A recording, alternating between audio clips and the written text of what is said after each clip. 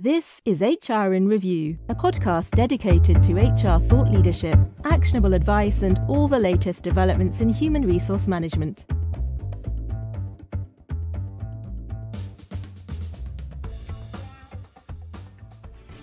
Hello and welcome back for more chat on the topics that affect human resources. Today we're talking about line managers and why they're leaving their jobs. It is highly unlikely, if zero, that we are just going to snap back to the way we were pre-pandemic of this default of everyone coming into the office. We'll also be looking into why women are less likely to go for leadership roles. Are people keeping women out on purpose? It's not like that. It's just that historically organizations were set up for men, so the systems were made to work for people. But before that, let's talk about mental health in the workplace and why leaders must invest in their staff. I spoke to Neil Debenham, who is CEO of a corporate consultancy called Fintrex. He started his career in finance and found a niche in creating and structuring investment products to help people raise capital. A number of experiences, including having a difficult boss as a mechanic's apprentice and becoming a father, seem to have subconsciously influenced Neil into being a leader that puts staff well-being at the heart of his business.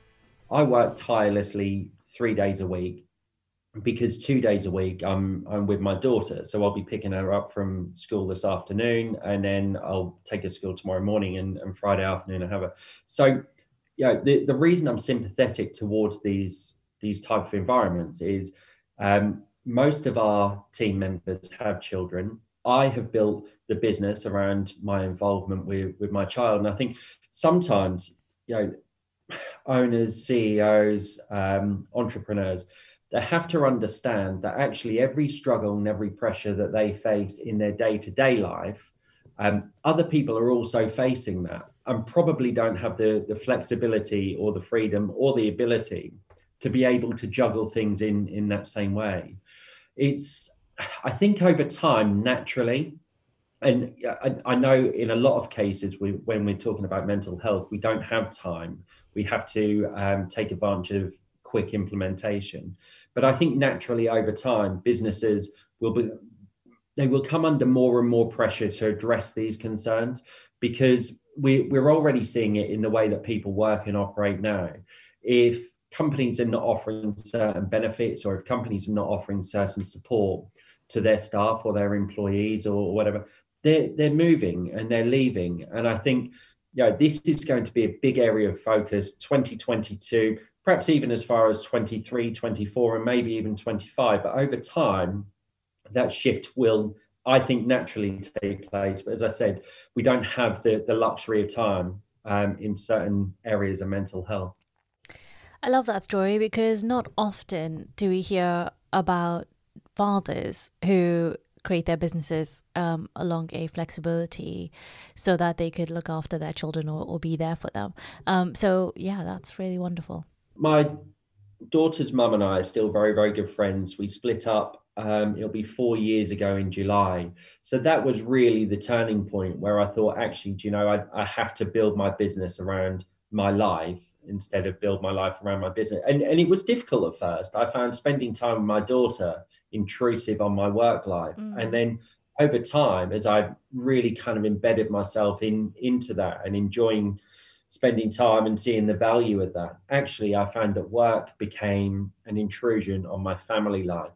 And now, after a couple of years, we found a really, really good, strong balance. It's very impressive that you can admit that as well. So it's an inspiration. Thank you so much for sharing. So I don't know if you've seen the HR Review article, but we are talking about Blue Monday, and there are loads of suggestions of what companies can do to make people feel better in the workplace, ranging from giving them the day off to having emotional intelligence and assessing all through the year.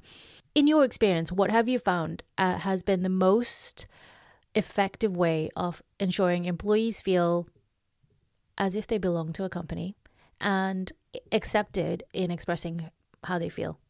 At the moment, we have to find a very strong balance between inclusion and flexibility. What the last, let's say, 24 months, but longer than that, has taught us is that businesses can still do very, very well whilst offering flexibility to its team members.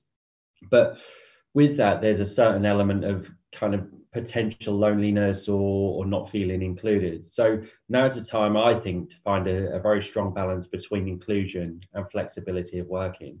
And I think, the flexibility can help people tick boxes, but certainly the inclusion part, whilst people are still working from home, whilst they are still juggling family requirements and other staff members off sick, bringing people in close in some sort of inclusion plan, whether that's remote parties, whether that's get-togethers, or even the importance of bringing families into the situation.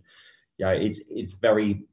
I think it has to be very, very staff focused at the moment in order to continue through this what is typically known as a kind of blue period. So putting back the human in human resources, basically. Yeah, I think it's interesting. I was only thinking about this the other day. I remember when I first left school, I was 16 years old and I had a mechanics apprenticeship. And this is a true story. I mean, my employer at the time said to me, looking back now, we wouldn't dare say it now, but he said, you're no more important to me than brake pads on a shelf. Oh my God. said, but we have to remember that was 23 years ago. He said, you're no more important to me than brake pads on a shelf. I pay X amount for you and I get X amount of productivity or profit out of you. And at the time, I didn't think anything of it. I was 16. I was a bit wet. It was my first job out there. But can you imagine saying that to somebody now? So over the years, we've now been and become more and more focused on the human element of what we do. And, I think big business leaders are now reflecting it down to smaller business leaders. If you look after your staff and you look after your customers and you make them feel included and make you feel part of it, the company thrives. And I think there's a lot of focus now has been put on actually how can a company stay profitable while still investing very heavily in its staff and its team. And there are so many ways because the output is so much stronger than the input, if that makes sense. It's just multiplied if you take it through the right channels. Quite a lot of it doesn't progress with regards to mental health well-being because companies do see it as a negative and they worry that, like you said earlier, that it's not just an additional cost, but also those workers won't bring the business any profits. However, what we have seen in studies now, and I don't know why employers don't actually employ this mindset, but what we have seen in studies is that actually when you show your staff that you care and when you are a manager or a CEO that is welcoming and prioritizes mental health and well-being, then you tend to have much higher profits because you have a happier workforce. So those two go hand in hand. Follow us on Twitter at HRreview or join us on LinkedIn and Facebook. Yeah, I think so. I mean, look, we have to remember that operating in business, a lot of the decisions are made on will our output exceed our input. So if we invest something, whether that's time, whether that's money, whether that's resources, will we get more out of that? If not, what is the other value we'll get out of it? And as you've just said, I think a lot of employers now or a lot of CEOs are now saying, actually, if we invest quite heavily into understanding, but also respecting and supporting mental health in the workplace, our output is a lot stronger. And I actually, I was speaking to someone earlier who said quite a lot of the errors that are made in respect to mental health well-being and training staff, etc. It's actually because people, not because they want to deliberately harm their workforce, but it's a lack of understanding.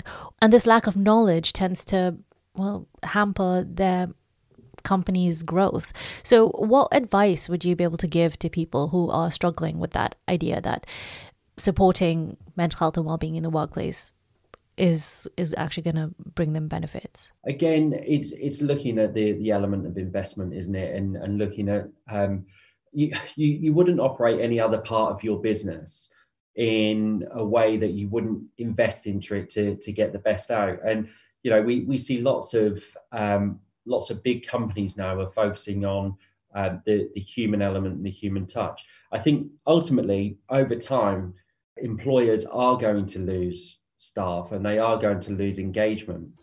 Tweet at HRreview. If they don't spend time and money and resources now in investing in this. And actually, sometimes, we hear a stigma, don't we, around mental health and depression and OCD. There's always a stigma that sits around it. But actually, when we look at what mental health really is, sometimes they just need somebody to talk to of an independent nature. They just need a bit of an escape from the kind of whirlwind that goes on inside their head. And there was a TV program once about, and actually it was focused around the way people act. And everybody who grew up in different environments and experienced different things acted in different ways. And it's very easy as an employer to think, everybody operates the same. They all come in at the same time. They all leave at the same time. They all do very similar jobs. It's a one-size-fits-all model. We don't need to invest in it. But I think outsourcing sometimes to bring a specialist in to sit down with the CEO or sit down with the owner and say, look, let's do a full review of the processes. And it may be that the owner needs education. It may be the CEO needs education to recognize, or the HR manager to recognize, actually, what are the trigger points of certain mental illnesses, especially in this workplace. That was Neil Debenham, CEO of Fintrex. Now, let's hear from Inga Woodstra. If you have any comments on the HR in Review podcast, would like to suggest a topic or speaker, or provide other feedback, you can contact us using the email podcast@hrreview.co.uk. We look forward to hearing from you. Inga moved to the UK from the Netherlands almost 20 years ago, and she was surprised to find how difficult it was for her as a woman to find a job that was accepting of her other role, being a mother.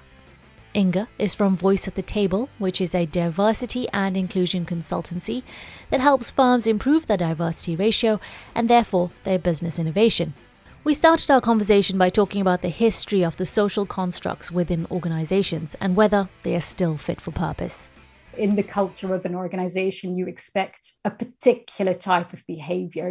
What does ambition look like? We all know what ambition looks like, but actually that ambition is someone who puts themselves forward, who comes across confidently, who has a certain presence, and a lot of those things. And the picture we have of people who have that gravitas, that presence, that confidence, when you ask people to picture a leader, most people, regardless of whether they're male or female, or from a different culture, or from a different socioeconomic background, they will come up with male names and male images. Okay. So when we have those images in our mind, we have particular behaviors in our mind, it is easier to see a man do those things. Even senior women, it's brilliant. A friend of mine is currently doing a course at Fontainebleau, INSEAD school, and they're all top males and females. And he was in a team with 3 top women, and they all 3 looked at him for the presentation. It's that sort of assumption of, why don't you do that? Because you don't mind. And he looked back at them and said, well, I'm sorry, but that's not how this works. No, that is crazy. Most officers, yes, I agree with you. They seem to be built that way. But I wonder if that's because of the way government structures are. So, for example, if we take, maternity leave and paternity leave. Paternity leave is 2 weeks. Maternity leave is 9 months. Why is that? If those things were changed, and maybe if it was equal, then men and women would be judged equally as well. Yes and no. Yes, it's very pervasive in society. It's everywhere, right? It's the health visitor asking for the mother, the school more likely calling the mother than the father. Why is that? That is so annoying. It is Iceland commercials. I'm being unfair here, singling out, but but it's supermarket. It's Waitrose, Marks and Spencer. Advertisements saying mum knows best, mum's cooking, dad's sitting down watching TV. Yeah, and I'm originally from the Netherlands, and there was a really conscious effort probably about 25 years ago, because I remember it sort of when I went to university, where the mum was replaced by parent almost absolutely everywhere. And it felt really convoluted initially and a bit weird, but it makes a big difference now when parents are asked to volunteer in school and when parents are encouraged to pick up their children. When parents are sent information about breastfeeding, when parents are invited to breastfeeding courses, that's sort of where you both have to figure out how your baby works. Yeah. That is just as applicable. So that's part of it. Then language is definitely part of making it inclusive, and not just for women and men, but also for same-sex couples, etc. It needs to be an inclusive space, so language. But Absolutely. What else can we do to make this better? It starts with leadership, who changes the culture, right? So the leadership needs to become conscious that things may be different for women than they may, or not just women, different for different types of people, because these things don't apply just to women, they apply to all underrepresented groups. So it's about having that awareness of it might be different. So let's go and ask this different group. Let's go and have a conversation, ask women for roles. Ask why they didn't put themselves forward. And then people always get a bit squeamish when I say that. They go, well, you can't just ask random women for senior roles. Well, of course not. You're going to ask women that you deem suitable, that seem to have the experience, the motivation, that you think would be absolutely brilliant, that you value their contribution. And you think, well, why haven't they put themselves forward? Why don't I see them in my leadership team? So you go and ask them for those roles, and then you listen. So there is no foregone conclusion here. You say, well, what happened? I believe you can do this role. What happened? And they will explain what it is they need. They will say, oh, I wasn't sure I'm ready. I wasn't ready for it. Oh, I thought you were. So what are you missing? How can we help you with that? And this happened in companies that I've worked with, so they would do this. And then the women would say, well, it's the board meeting, happens to be on a Thursday evening. And I want to do this role really, really well, but I don't want to be away from my family in the evenings. So they changed the board meetings to lunchtime. At senior levels, there's a lot of potential flexibility, because you can tell other people to be available when it suits you. You're listening to HR in Review. So in a previous podcast, someone else has said that actually what we really need to be doing is, if a woman on your team has not put themselves forward for a leadership position, you should go out and you should find out from her what has stopped her from doing that, and then change it so it's suitable for her to apply for that particular position, because otherwise you will never breed diversity and innovation in your teams. And I wonder what advice you would have for women who are finding it a little bit tough. Like if they see a leadership position come up either within their team or externally out of the organization, what stops them from applying because they feel like, okay, well, maybe the board meetings are too late, or I can't attend because I usually pick my kid up at 1:00 and they're with me for an hour, or whatever. What advice do you have for them to put their best foot forward and just do it? If the woman thinks she has a lack of experience, it would be worth thinking about, well, what experience do you have? And then actually have a conversation about that.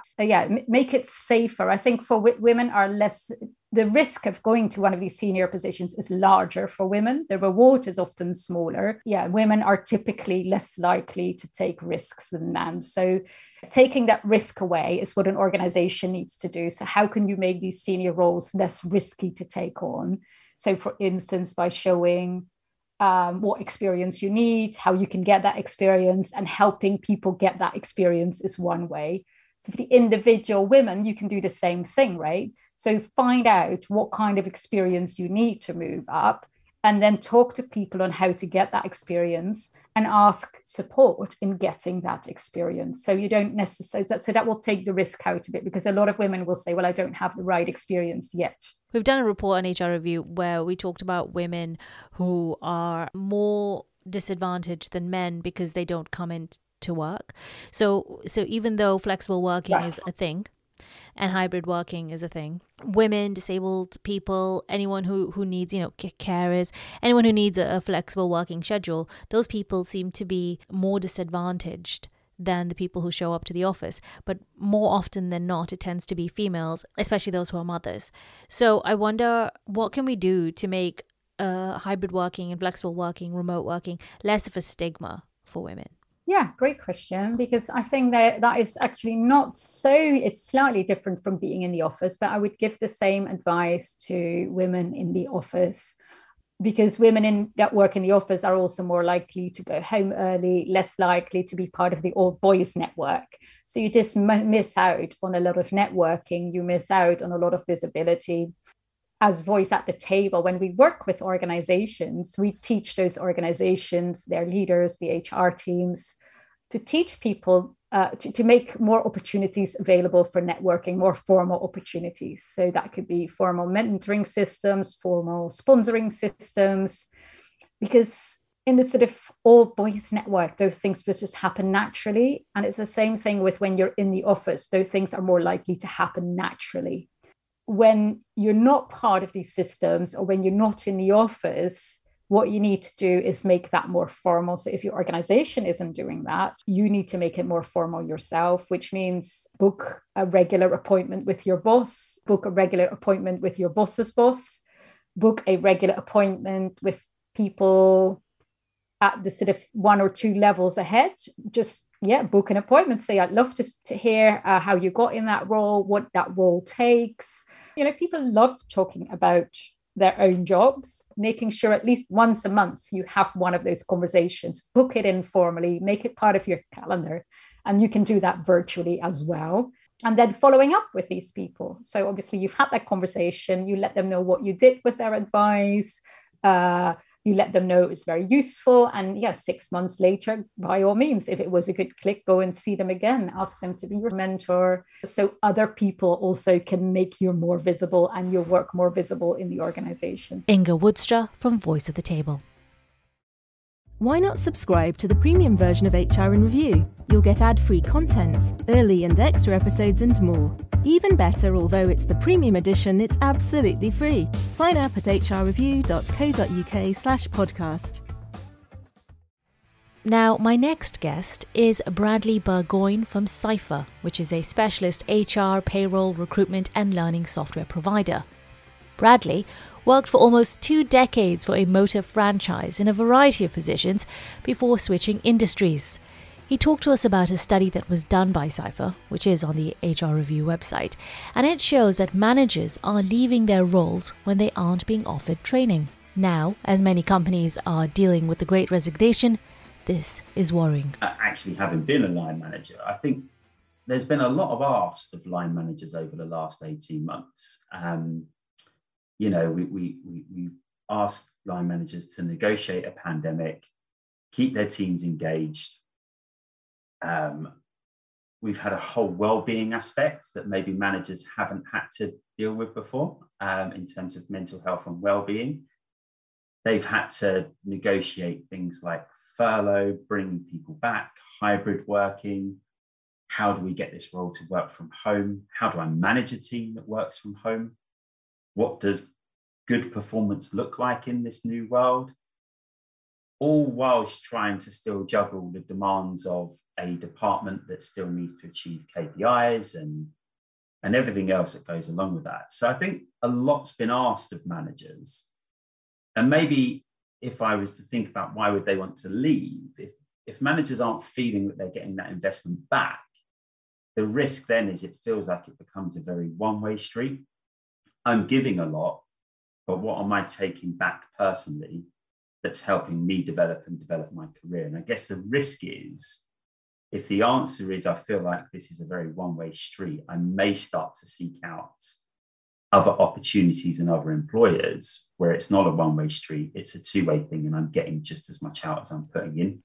Is that a bit unfair on the part of the employers? Because, of course, with the COVID-19 lockdown and with the fact that everyone had to be home and remote working and all of this, it wasn't just managers, it was also the C-suite that were struggling because this was new for everybody.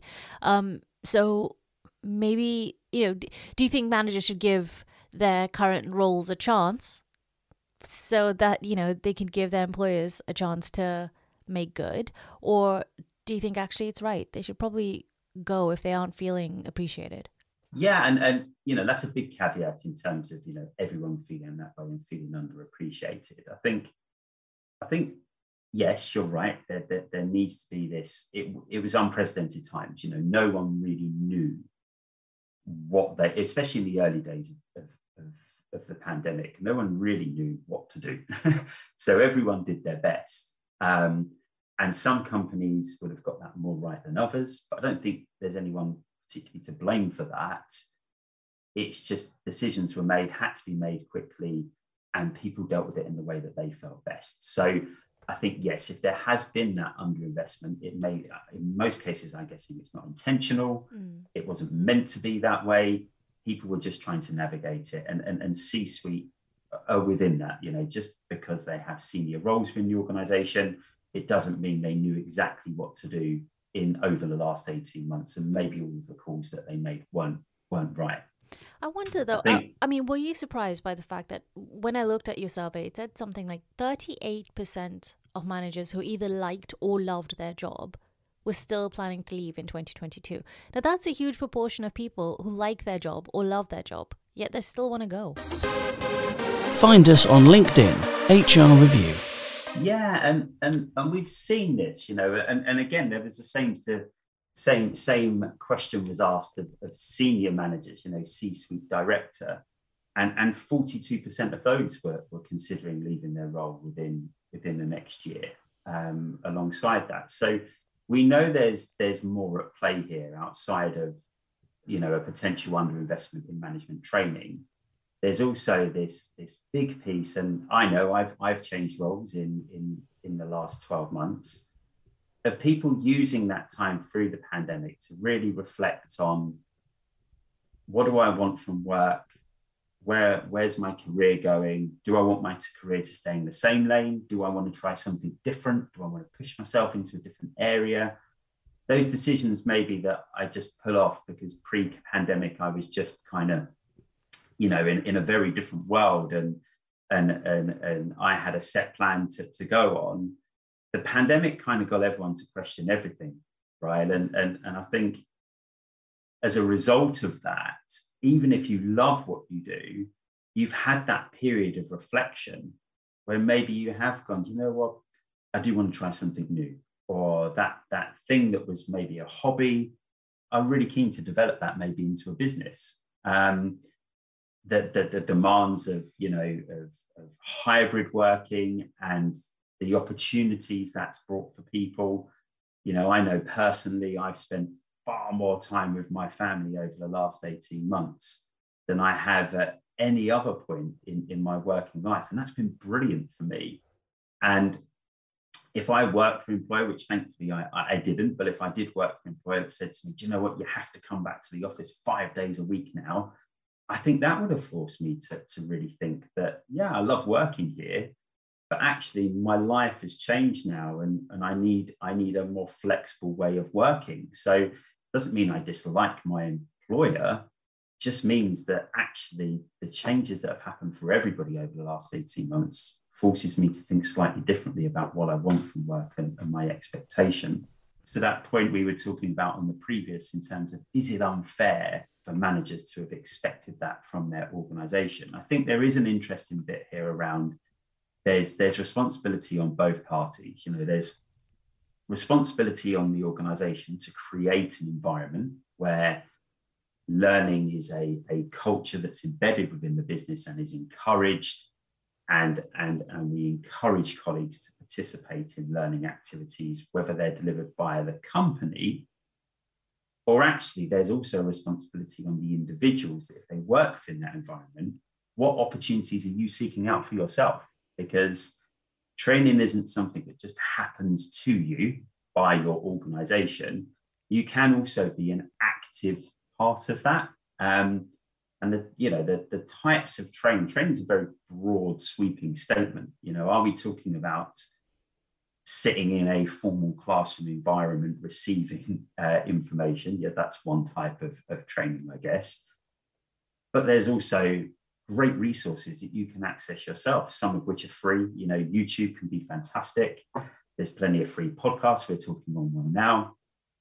There's There's audio books that you can download to educate yourself. You know, learning, there has to be a personal responsibility around learning as well. The obligation of the organisation is to create a space where colleagues feel that learning is an important aspect of their role and help guide them to some of these solutions. But it's not all on the organisation to develop their employees. Have you ever read the 5 a.m. Club? I haven't. So it's a book about how we should wake up at 5 a.m., but also separate that time between waking up and having to start the day into 3 parts. One is being spiritual, one is learning, and one is exercise.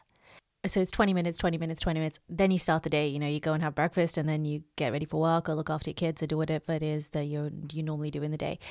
The whole point of that is that it really does focus as well on, you know, bettering yourself, whether that's learning in a new language, or whether that's, you know, bettering your career in some way, or training yourself. And I wonder if that could be extended in the employment sector as well, where employers give employees this time to better themselves, and they don't feel so stressed about it. You know, it's a nice way to ease either into the day or out of the day. And I wonder what a difference that would make. I don't know if I've made sense there. Have I made any sense? I don't know. No, I think you have. And I think it leads quite nicely on what we were talking about just before, that it's the responsibility of the employer to create that culture where people have permission, are empowered to do just as you said there, you know, have space and time in the day to develop their skills, learn new knowledge, and feel that, you know, that they're doing the right thing by doing that. And that's encouraged. And we share good news stories that, you know, someone over here has just learned this, and maybe we empower them to then share what they've learned with other colleagues across the business that would benefit from that knowledge as well. And that sharing of learning also, it helps the community of the organization, helps people be closer to each other. Sure. And one of the ideas we were experimenting with prior to me taking on a new role here in my previous role was actually, could we create a space within our learning management system where anybody could come and share any skill that they had, and other people could therefore, I don't know, let's say it was a 30-minute session on I play the guitar to a really great level. Okay. and I'm gonna share 30 minutes about how I learned to play the guitar, and maybe pique other people's interest in that topic. What a great way to share knowledge and skills across the business, but equally, as you've just said, bring people closer together and get like-minded individuals talking about topics that they're really passionate about.